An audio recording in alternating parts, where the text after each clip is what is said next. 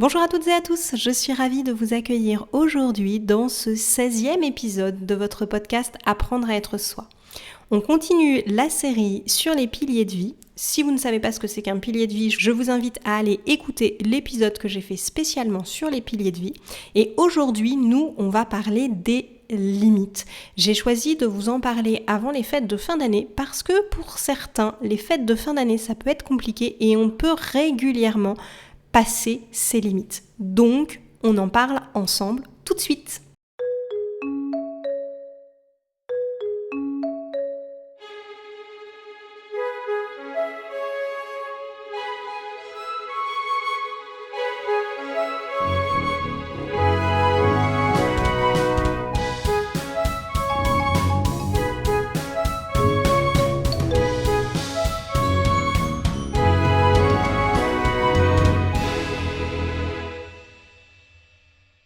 Je vais vous rappeler 2 définitions que j'ai trouvées sur le site du dictionnaire Larousse, tout simplement pour le mot limite. Une limite, c'est une borne, un point au-delà desquels ne peuvent aller ou s'étendre une action ou une influence.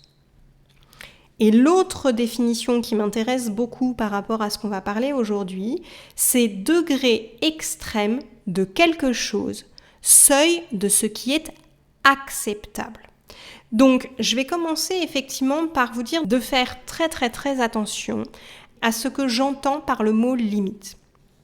Une limite, ça va être pour vous une protection physique, psychique et ou émotionnelle. La circonstance pour laquelle vous placez une limite ne doit pas juste entraîner un inconfort ou une émotion désagréable. C'est vraiment quelque chose qui doit faire que vous êtes en danger physiquement, psychiquement ou émotionnellement. Donc, c'est pas juste « Oh, ce que tu fais, ça m'ennuie, arrête de le faire ». C'est pas ça une limite. C'est vraiment quelque chose qui, pour vous, est insoutenable, ingérable. Les limites vont vraiment être différentes chez chacun d'entre nous. Il y a des personnes pour qui crier est une limite à ne pas franchir. C'est vraiment quelque chose, c'est pas possible. Il y a des personnes, elles vont se disputer 10 fois par jour et le ton va monter 8 fois sur 10. Donc il faut vraiment être attentif et va falloir vraiment aller chercher en vous quelles sont vos limites. J'ai quelqu'un dans mon entourage, le fait qu'on lui raccroche au nez, c'est même pas la peine de rappeler, c'est rédhibitoire. Donc voilà, il y a des choses comme ça où il va falloir apprendre à se connaître, il va falloir trouver vos propres limites et bien sûr, dans ce podcast, je vais vous donner quelques pistes pour pouvoir y arriver. Attention aussi, on va parler dans cet épisode de placer des limites aux personnes de votre entourage. Ça ne doit pas être une tentative de manipulation d'autrui. Encore une fois, la limite, elle vous est personnelle et vous devez vraiment placer des limites quand la situation est vraiment insoutenable pour vous. Donc, le but, c'est pas de dire à la personne « si tu fais ça, je t'aimerai plus » ou « si tu fais ça, je te quitte ». C'est pas comme ça que ça fonctionne. Donc, faites bien attention, il va falloir poser des limites, il va falloir être capable d'exprimer aux personnes vos limites, mais ça ne doit pas être utilisé pour faire du chantage affectif ou de la manipulation d'autrui. Donc, si la personne le prend pour elle, il faudra prendre le temps de lui expliquer que non, la limite, elle vous concerne vous et la limite doit vous protéger. Et donc, l'action que vous allez mettre en place si votre limite est dépassée doit vous concerner vous. Mais ça, je vais y revenir dans quelques instants. Je vais déjà vous inviter à distinguer 2 types de limites. Les limites que vous vous placez à vous-même et les limites que vous allez placer aux autres. Les limites que vous vous placez à vous-même, elles sont un petit peu difficiles parce que si on se met trop de limites, eh bien, on vit en dessous de ses capacités. C'est-à-dire que si vous vous dites « Ah ben non, je fais pas ça, ah ben non, je fais pas ça, ah ben non, je fais pas ça », vous allez avoir une zone de confort qui va être très petite et vous allez clairement trop vous limiter, c'est le moment de le dire, et vous allez avoir une vie qui va être aussi limitée. Par contre, à l'inverse, si vous ne vous placez pas assez de limites, que vous dites « Oh, moi, pas de limite, je fais tout ce que je peux », eh bien, vous allez moins avancer parce que vous allez vous disperser. C'est-à-dire que si vous acceptez toutes les sollicitations, que vous vous lancez dans 15 000 projets en même temps, eh bien, rien ne va avancer dans votre vie. Pour les limites que vous placez aux autres, elles ont des caractéristiques. Elles vont en fait vous permettre de vous protéger. Elles vont vous permettre de prendre soin de vous respecter et de vous faire respecter les autres. Si vous arrivez à faire ça, vous allez augmenter votre confiance en vous parce que vous serez capable de vous protéger vous-même. Et ça va augmenter votre confiance en vous parce que vous allez voir qu'en fait, vous pouvez compter sur vous. Vous saurez dire non quand il faut dire non, vous saurez dire stop quand il faut dire stop. Et du coup, vous aurez confiance dans le fait de prendre soin de vous protéger par vous-même. Ça va aussi vous permettre de vous entourer de personnes qui vous correspondent et de vivre des situations que vous désirez. Pourquoi ? Parce que si vous vous laissez mener par le bout du nez par quelqu'un ou qu'il y a des gens qui dépassent régulièrement vos limites, eh bien, vous êtes avec des personnes qui ne vous respectent pas, qui ne vous correspondent pas. Vous verrez que si vous savez établir des limites claires, eh bien, resteront dans votre vie les gens qui vous respectent et qui font attention à vous. Et donc, vous allez vous retrouver à vivre des moments où vos limites ne seront pas dépassées, où vous serez plus serein et sereine et où, du coup, les choses vont couler de source. Et du coup, ça va vous créer un espace de liberté parce que le fait de poser les bonnes limites au bon endroit vont en fait vous permettre à l'intérieur des limites de savoir que de façon complètement safe, vous pouvez faire tout ce que vous avez envie. Et même s'il est intéressant de temps en temps de repousser ces limites, d'aller un petit peu au-delà, déjà pour aller un petit peu au-delà, il faut savoir où elles sont, parce qu'autrement on peut risquer d'aller beaucoup trop loin. Et du coup, vous allez voir que le fait d'avoir des limites, vous rendre compte qu'à l'intérieur, vous êtes safe, que vous savez exactement où elles sont et que du coup, vous pouvez les dépasser de temps en temps en conscience, eh bien, vous allez vous créer une vie où vous allez faire beaucoup plus de choses. Maintenant qu'on a dit ça, comment on fait pour trouver ces limites et après pour pouvoir les renforcer ? La première chose, c'est qu'il va falloir regarder votre vie sous un œil nouveau et être prêt à faire les choses différemment. S'il y a quelque chose où vous savez que régulièrement ça vous met extrêmement mal à l'aise, que vous aimeriez vous cacher dans un trou de souris ou partir en courant, c'est qu'il y a des choses dans votre vie qui dépassent vos limites. Il va donc falloir en prendre conscience et accepter de vivre différemment. Il va donc falloir tout un temps d'introspection. Il va falloir que vous soyez capable de clarifier ce qui est acceptable pour vous et ce qui au contraire ne l'est pas. Ça va souvent passer aussi par l'écoute de vos besoins, donc n'hésitez pas à revenir à la vidéo sur les besoins. Pour ceux qui seront sur YouTube, je vous le mets dans le petit i en haut.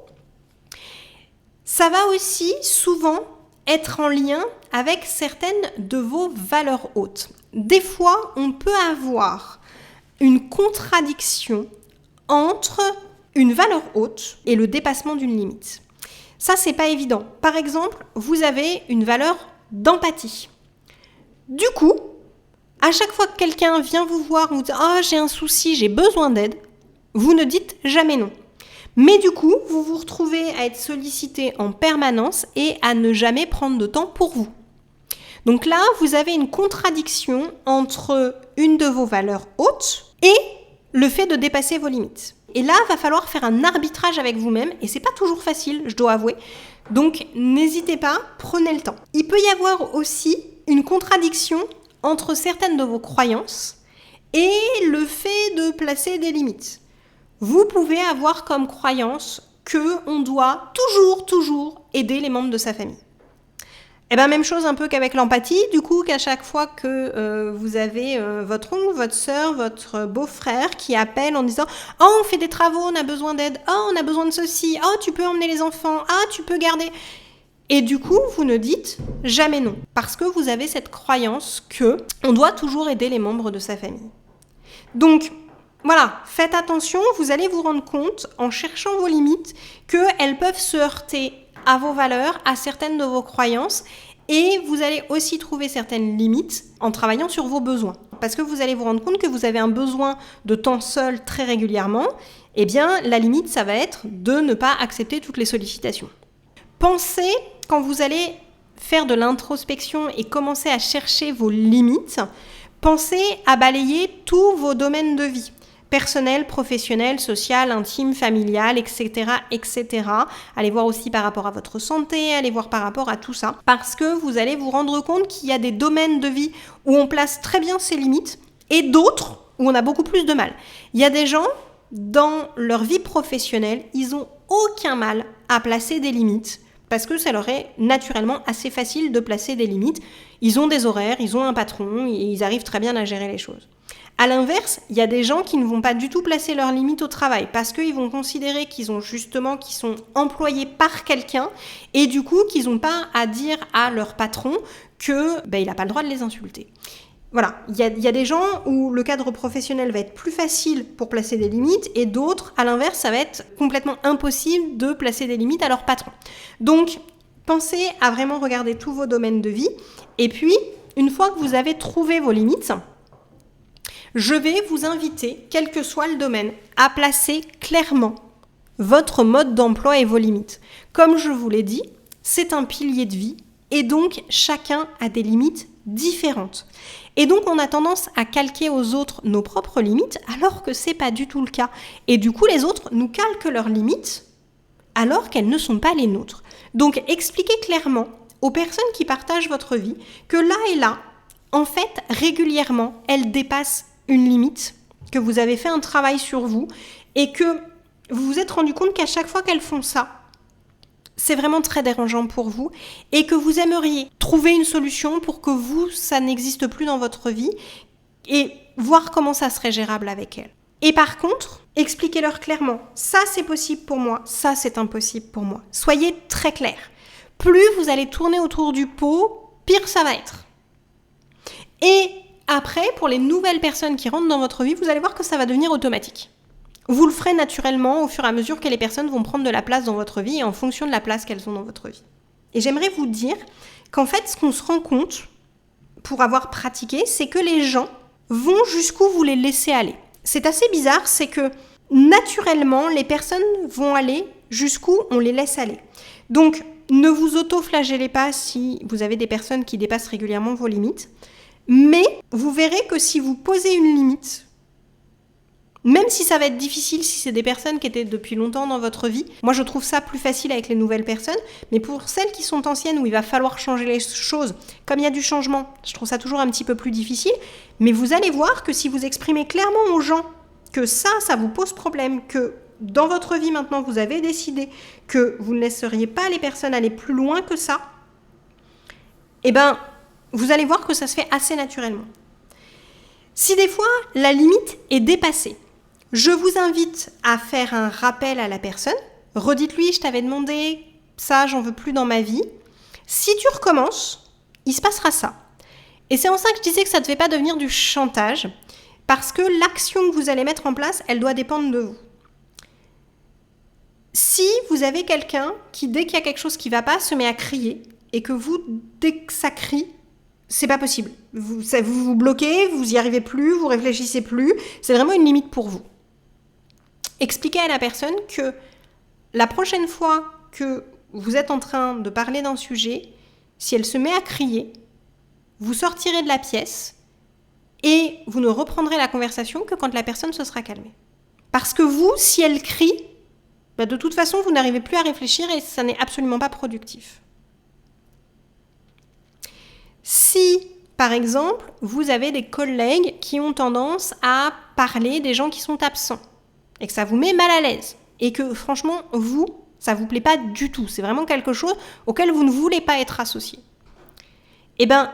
expliquez aux collègues que à partir du moment où elles se mettront à parler des absents et à critiquer les personnes qui sont absentes, vous partirez. C'est dommage parce que vous aimeriez bien passer un bon moment avec elles, mais que ça, pour vous, c'est pas possible. Et la prochaine fois que vos collègues se mettent à critiquer Pierre, Paul ou Jacques, vous dites, je vous avais dit, je suis désolée, mais moi, c'est quelque chose que j'ai pas envie de faire, c'est pas quelque chose avec lequel je suis à l'aise, c'est pas quelque chose que je veux dans ma vie, donc vous prenez votre manteau et vous partez. Et vous allez voir que très rapidement, alors il y a des personnes qui vont sortir de votre vie, comme souvent, c'est un peu le prix à payer, mais du coup ça va vous permettre d'avoir de la place pour des gens qui ont vraiment envie d'être avec vous. Et pour les autres, elles vont très rapidement comprendre où est votre limite et elles vont faire en sorte que vous vous sentiez bien. Vous allez avoir assez d'importance pour ces personnes pour qu'elles fassent l'effort de faire en sorte que vous vous sentiez en sécurité, que vous vous sentiez bien. Et vous allez voir que du coup, vous allez vous sentir plus léger, plus légère dans les situations dans lesquelles vous allez vous retrouver. Parce qu'en fait, vous saurez que ce sont des zones safe pour vous. Ce sont des zones dans lesquelles vous vous sentez bien, où vous savez que vous n'êtes pas en danger, ni physiquement, ni psychologiquement, ni émotionnellement. Et du coup, vous allez effectivement vous sentir beaucoup mieux. Il va y avoir une période d'inconfort au moment où vous allez placer les limites aux personnes, mais une fois que vous allez être entouré de gens qui connaissent et respectent vos limites, vous allez vraiment être dans une vie qui vous ressemble et du coup, vous allez être beaucoup plus serein, vous allez avoir une vie qui va vous sembler beaucoup plus légère et facile. Voilà, c'est tout ce que je voulais vous dire aujourd'hui. J'espère que ça vous aidera à poser des limites. Et je vous disais tout à l'heure qu'il y a des personnes qui ont plus de mal à poser leurs limites dans le cadre professionnel. Il y a des gens, et c'était mon cas, qui ont beaucoup plus de mal à poser des limites dans le cadre familial. J'avais plus de mal à poser des limites avec les membres de ma famille proche, entre autres avec ma maman. Et donc du coup, les fêtes de fin d'année peuvent vite devenir un peu angoissantes. Et donc, c'est pour ça que si vous avez l'occasion de trouver très rapidement, il y a des limites, on sait tout de suite quand elles sont dépassées et on sait qu'elles sont dépassées régulièrement dans telle ou telle circonstance. Essayez de faire ce travail de poser des limites aux personnes de votre famille avant les fêtes de fin d'année. Ça vous permettra de vraiment pouvoir beaucoup plus profiter des fêtes de fin d'année de façon sereine. Ça peut vous aider.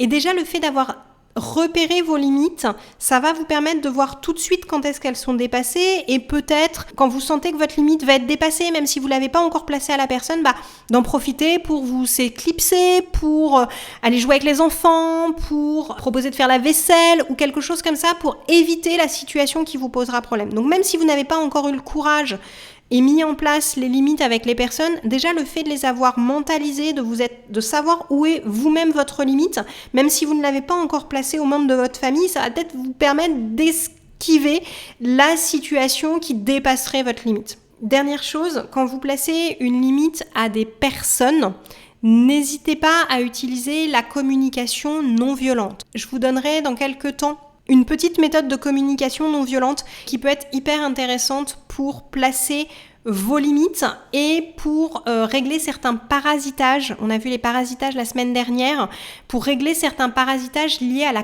communication.